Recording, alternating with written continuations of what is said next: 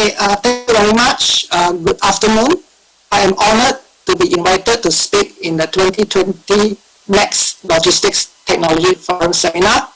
The title of my talk will be on the acceleration on the transformation to digital ports by COVID-19 and the fourth industrial revolution. I am currently the director of the Center of Excellence in Modeling and Simulation for Next Generation Ports.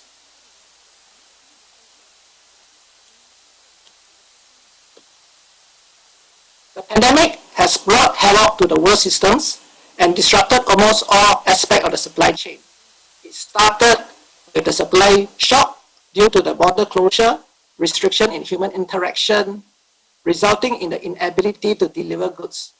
It shows a weakness in the traditional supply chain models because of the high degree of human interactions. It's then followed by the demand shock due to lockdown, affecting businesses and resulting in high unemployment and reduced spending. And at the same time, we are seeing an accelerated growth of digital markets. So how does COVID-19 impact on shipping? A recent report from NUS shows that the pandemic exacerbated the already slowing shipping industry, such as a slowdown in the ship supply, reduction of dry bulk demand, reduction of tanker demand, reduction of container ship demand, and also the lowering of the fuel costs. The same report also shows the short-term impact and potential long-term or structural changes on shipping, logistics, and ports. A few interesting findings for structural changes is digitalization. That is, one, a greater use of technology and digital tools to use in shipping and to build smart and automated ports. And two, more focus on increasing resilience and robustness of business operations to wide-ranging risks over efficiency. Worldwide, we see there is an acceleration trend towards a digital transformation in the economy. In particular, the trends are businesses switching to digital. The pandemic has caused the world to go into isolation. Social distancing is one of the effective methods to slow the spread of the virus. As a result, anything that relies on human interaction will be considered unsafe. Digitization bridged these gaps left by mandated shutdowns and social distancing measures. The pandemic has also exposed a clear digital divide. Those companies which are already using digital tools have performed much better than those which had not. The pandemic provides a strong impetus for companies to act immediately on using digital tools to sustain their businesses. Digital will be the keys to thriving during the economy recovery and the new normal that will follow. The second trend is a shift towards automation.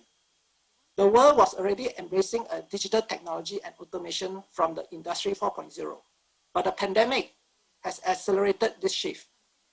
Leveraging on automation and digital technology will allow humans to work remotely, and production or operations can continue uninterrupted in event of a crisis. The third trend is that we see there is a hybrid working model.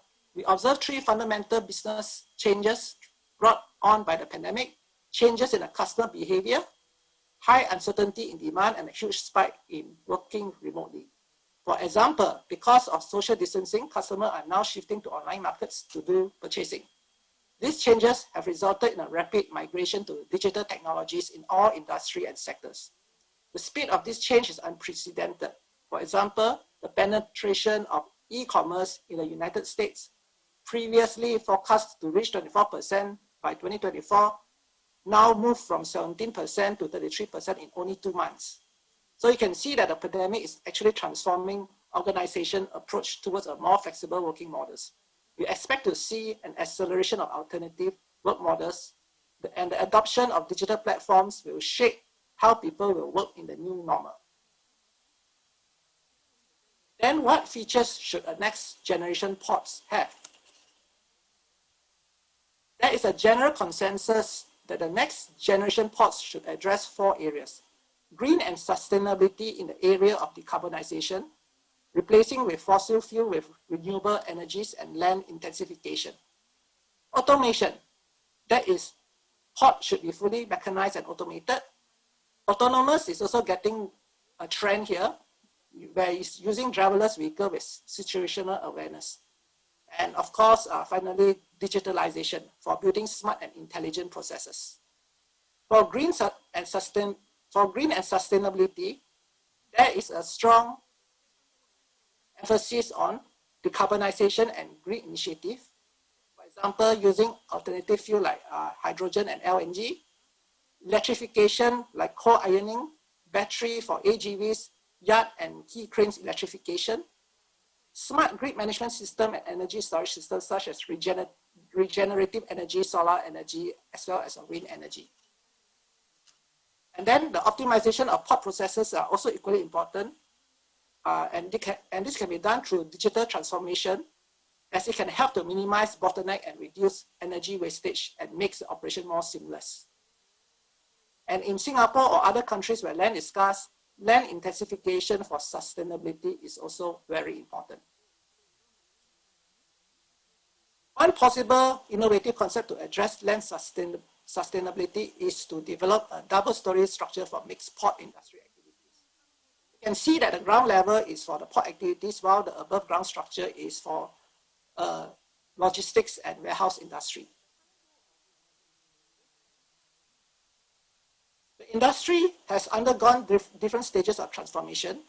We see the age of automation started in Industry 3.0 around 1970.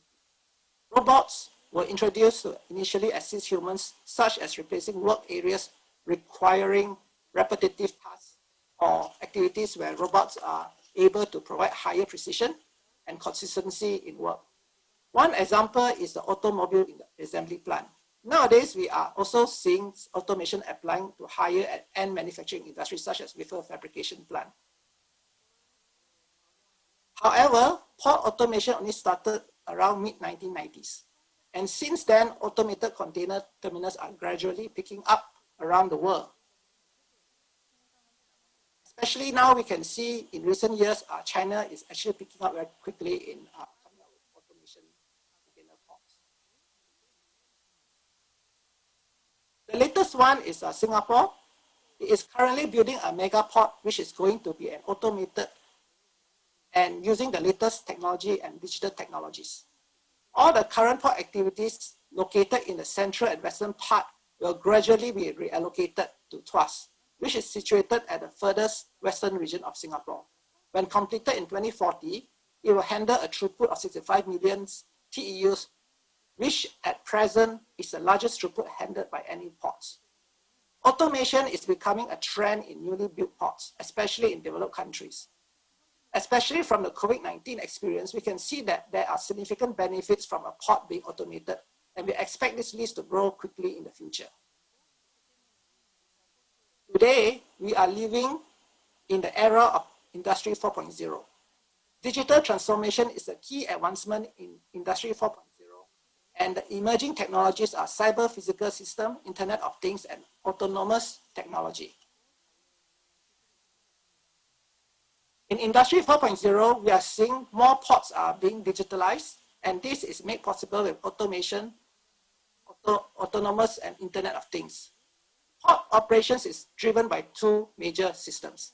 The terminal operating systems that controls the internal processes of the port, and it is the brain of the port system. The other is the port community system, which is a neutral platform that connects multiple systems to allow exchanges of information between different organizations in a secured manner. So with digitalization, using AI, it will make both the terminal operating systems and port community system even smarter. In Singapore, there is a strong government effort to transform the maritime space under the Sea Transport Industry Transformation Net. The area to target is on the innovation, productivity, job and skills, and internationalism. This is to ensure Singapore long-term competitiveness. Singapore has been ranked #1 for 4 consecutive times as the world leading maritime capital. In particular, the areas to innovate is in automation, intelligent system, and digital technologies. There's a number of digitalization initiatives that are taking place in Singapore, such as digital twin of maritime systems, maritime single window, next generation traffic management systems, just-in-time planning and coordination system, e-navigations, smart fleet management and maritime autonomous surface ship technologies, intelligent freight transportation system, and cybersecurity blockchain. You can see that the government effort to try to digitalize the maritime space in Singapore is very active. But in this talk, I will focus my attention to digitalization, specifically on the area of port digital twin. And Industry 4.0 makes it possible for this digital transformation. So what is a digital twin? So it is a digital manifestation of a physical systems. In order to build a digital twin of a port, we will need to model the actual dynamic behavior of the port, and hence the understanding of the port processes and the operation strategy, how they interact with each other and the events taking place are necessary. Why a digital twin? It's a key for digital transformation of many industries. It's getting popular as it is seen to drive many innovative solutions and to increase the performance and profitability, and is able to make the port more resilient. So what are the drivers? So the drivers are greater connectivity with sensing through the industrial Internet of Things, cheaper and faster computing and storage, allowing for more powerful analysis and operational improvement, and faster communication, just like the introduction of 5G network.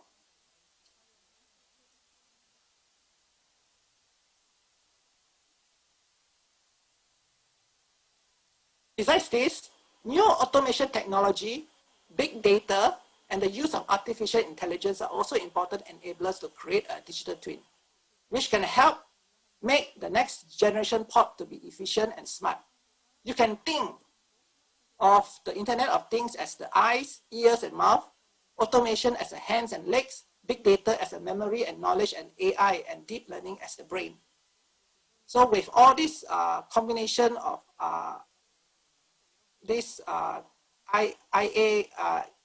Internet of Things, and also the automation, we can see that it can actually develop a very effective digital twin. There are many perspectives of what a digital twin is. It could just be a simple 3D model with IoT to collect data and a dashboard to show the information of the system state. Or in a more advanced model, data is collected to be used to describe the behavior of the system, and machine learning are applied to the historical data to provide information on the future trend.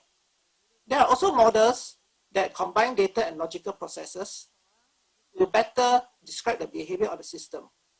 Whatever it is, when developing a digital twin, it has to be purpose-driven. The level of fidelity also plays an important consideration when building the digital twin, to ensure that it is computationally feasible, to enable a decision to be made on time. So it should not just be a twin, but many twins for the same physical systems, and it depends on the purpose. For example, you can see that when you want to design or you want to build a digital twin, it has to be a purpose-driven. The purpose could be you want to design a port, or you might want to even evaluate or optimize operations and risk management strategy, or possible to make the digital twin to actually perform what you call real-time control and exception management. So depending on the purpose that you want to do, right, you can see that you might want to have different kind of fidelity level. Why? For example, if you want to do a design of a port, right, you do not need to have a high fidelity level. And the reason why you do not want to have a high fidelity level is because when you try to run the digital twin, right, it will take a very long time, or maybe even not possible to get a solution. And especially when talk about design, there are many different types of design, and many different types of alternative. And so trying to to evaluate one design might take a very long time, and if you have so many, it might not be possible to get the best one. And so that's the reason why the level of fidelity becomes very important. So depending on the purpose that you want to do, whether it's on design, planning and operation strategy, or delay operations, then you will try to design the digital twin according to its fidelity level. So what are the features of the digital twin? We believe that the digital twin should have 4 dimensions. Analyzability. The field of analytics and optimization is rapidly evolving, with numerous optimization algorithms being continuously developed. Current platforms usually have simple evaluation tools without optimization, so the digital twin should have more advanced options to allow for simulation analytics and end user to customize and embed optimization algorithms to take advantage of the data's algorithm. Then a digital twin also should be having this feature of connectivity. So digital twin might not be a standalone system. It may need to connect or interface with other systems to communicate, such as receiving data, feedback, and also providing instructions. And granularity. As mentioned earlier, the platform should allow digital twin to be built with different level of fidelity. This allows for the analysis of any level of detail required while balancing the trade-off of more processing resource required. And finally, visibility. It is how the digital twin presents the data in a meaningful and insightful way. Dashboard and 2D, 3D visualization will be more important to display the result to help decision makers to understand and make informed choices. We can associate the dashboard and 2D, 3D visualization as a control tower. So one of the opportunities in having a digital twin is in the area of simulation analytics. In the physical world, we are bounded by space and time, and also the type of data we can use to learn, usually using the historical data. But in a digital twin environment, these boundaries can be relaxed, and we can perform many different types of scenarios, which some of them have not happened yet. The reason why the digital twin has this predictive capability is that I mentioned earlier that the digital twin must be built and able to capture the actual behavior of the physical system. If this is possible, if you're able to achieve that level where you're able to capture the actual behavior of the system, then it is able to predict accurately the impact or the output for any scenarios that have not occurred before. Moreover, we are not bounded by time and can get the answer within a short time. It can run faster than the actual time. Given this capability, we will be able to know the impact of such events much earlier before it really happens, and providing us time to react to this scenario. So usually, when we try to understand the future trend, we usually depend on historical data and human experts. Then we use machine learning tool to learn from the historical data. For example, a simple method is to regress the output with the input using the historical data to determine the pattern. However, it will not be able to extrapolate or predict accurately if the points lies beyond the boundary of the historical data. And so learning might not be effective. It's usually work well within the boundary of the historical data, and once it's outside the boundary, usually the prediction becomes very bad. That's where the digital twin can help, as it is not only able to learn from historical data, but it has the capability to generate scenarios that have not happened before. So learning only from historical data will not be effective because this method is reactive. And this type of learning has a lag effect. It means we are always chasing after the solution. So the digital twin solution can help to address this because it makes the system anticipative by generating likely scenarios and evaluate the impacts of these scenarios before they happen. All these likely scenarios together with the historical data can be put in the learning model and give a more accurate prediction and hence better decision.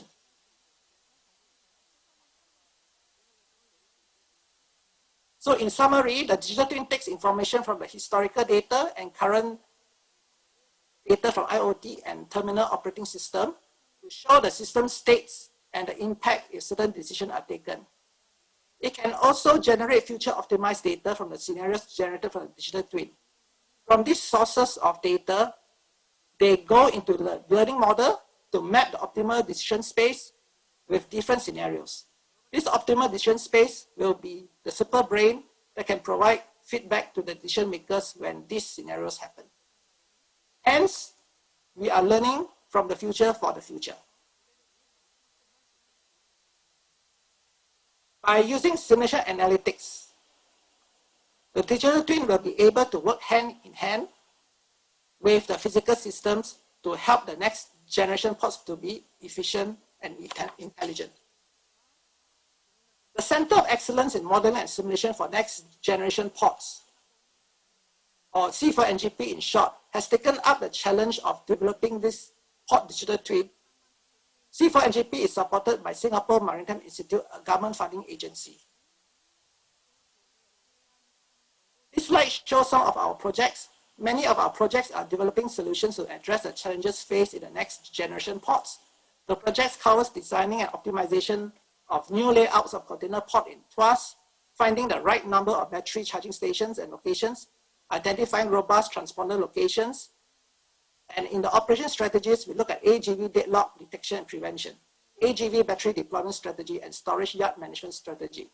We also look at the maritime ecosystem which interface with the port, such as the land transfer of container between the older ports and the new port, and the pilotage advisory system for the sea channel. So all these projects which involve modeling and optimization are developed using our maritime simulation platform. Our maritime simulation platform is an in-house built open source platform called the O2DES. It is embedded with simulation optimization technology, a research area which we are known to be strong and highly visible within the academic community. Our pod digital twin model is built on top of this platform. So our simulation platform uses the discrete event simulation concept as a main modeling technique. We have also embedded simulation optimization technologies into the platform. They are the optimization in simulation, simulation optimization, and simulation analytics. Each optimization engine has a role to play. Optimization and simulation optimizes on the best operation strategy to use.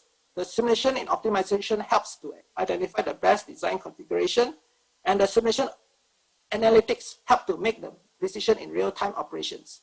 The pod digital twin will sit on top of this platform, and it will be supported by visualization, such as a dashboard and 2D, 3D model to give insightful information. In addition, we are also creating a PortML, a universal markup machine language that can specify the configuration of the pod. With the PortML, it can help to accelerate the model building of the pod digital twin. The following slides give an example how our O2DES platform can help to support the digital twin. So in optimization and simulation, as I mentioned earlier, right, it is providing an optimal operation strategy on how to optimize the processes. For example, if let's say AGV completed a task, so should the AGV go to charge, or should he go and do another task? And if it's deployed for another task, which task should it go to? So this is what optimization and simulation try to address. So in this optimization and simulation, for one example, is to test out different fleet management systems. For example, if you have a good AGV algorithm, instead of testing out in the physical system, you can test it out in the digital twin, and then you can see how it performs. And so you can use different AGV algorithm to test out how good it can help to deploy the vehicles. Simulation optimization. So in simulation optimization, it helps to search the best design among the design alternatives. For example, find the best combination of resources to give the best productivity. E.g., right number of yard cranes, the number of AGVs, and the number of key cranes, for example, our digital twin has been used to evaluate the port layout design in the new port. And finally, is the simulation analytics, which I've already shared with you in the earlier slides.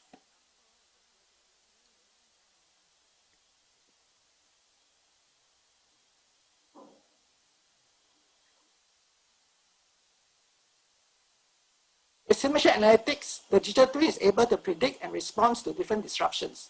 When a disruption occurs, for example, vessel accidents like is occurring in the sea channel, or when the power is down affecting some parts of the port, the digital twin is able to run fast forward to see the impact of this disruption on the port before the actual events or impact can be felt.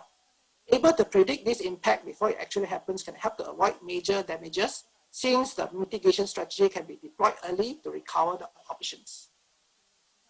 I would like to share with you two of our recent C4 NGP initiatives. The first initiative is the PortML standard. The PortML is a set of universal markup programming language standards to specify the configuration of ports. In order to establish it as a standard, we have recently set up a PortML Alliance. The PortML Alliance will comprise of academia and researchers, developers, companies from port and maritime industry, and port authorities.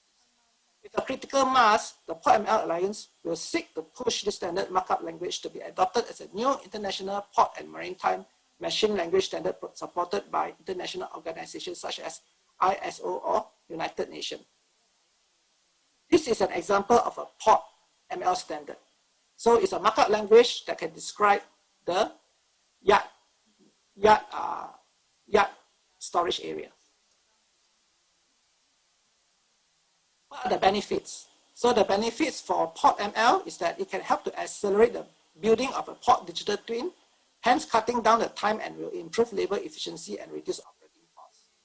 It can help to establish a common working platform to enable compatibility among all stakeholders in building digital twins in the maritime and port industry.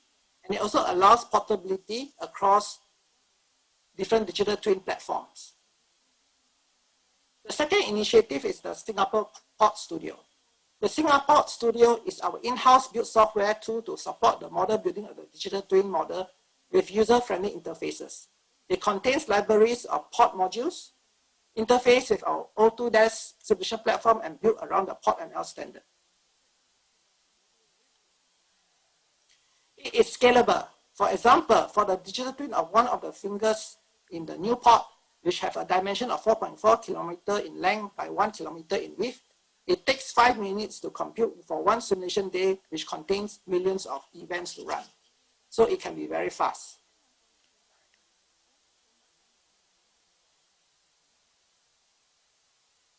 I mentioned earlier that building a digital twin must be purpose-driven. So it is important for the studio to provide options to design the port digital twin with different levels of fidelity. It is also efficient as the modules are detachable, reusable, and reconfigurable. It allows the digital twin to be built faster.